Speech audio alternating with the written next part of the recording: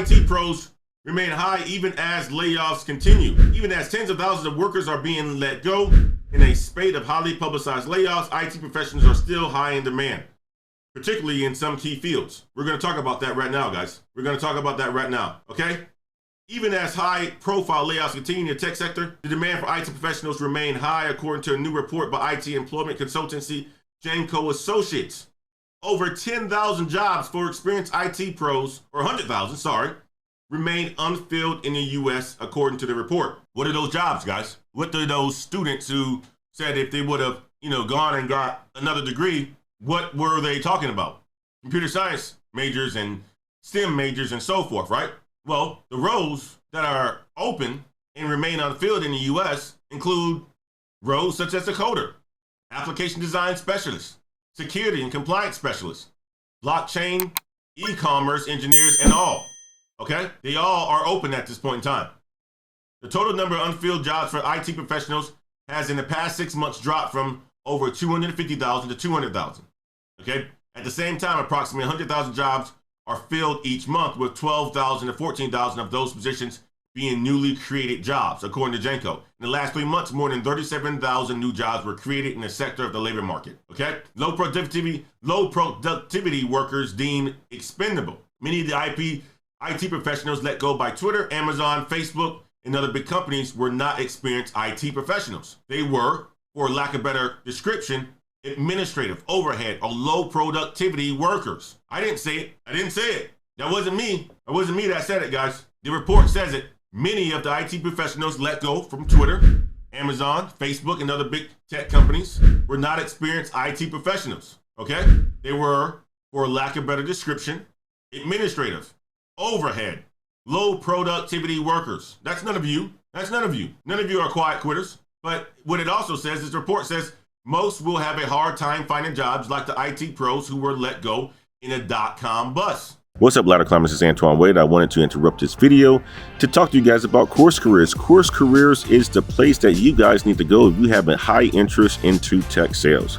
They will help you gain the skills that you need so that you can enter the tech sales world to make a whole bunch of money. Tech sales salaries early on is about $60,000, guys. That's a good salary. And with OTEs, you can make anywhere from $85,000 to $90,000. If you have an interest in tech sales, check out Course Careers, link in the description. And don't forget to use Antoine50 so that you can get a $50 discount off of Course Careers. See you guys in tech sales. Wow. It's hard for me to believe that 50% of the Twitter workforce was dead wood, Gold said. Like all companies, there were probably some, but my suspicion is that they weren't even trying to cull out those workers. When you have mass layoffs, instead of just telling your managers to get rid of 5 to 10% of substandard workers, you are very likely throwing out the good with the bad. Could be true. I'm assuming that it is true. In my opinion, that's true. When you have mass layoffs and you don't have the opportunity to do performance reviews and staff ranking and so forth, you're letting go some of the good employees in that mix, of course. So that's why I go back to say, some of the valuable talent were let go. However, many of the talent that were let go, based on this article, administrative, overhead, low productivity workers, okay? It is probably true that most of the workers let go were not traditional IT staffers like those you would typically find working at an enterprise. Many were likely programmers with specialty. Others probably specialize in certain aspects of running a business like Twitter, Facebook, Amazon, and others.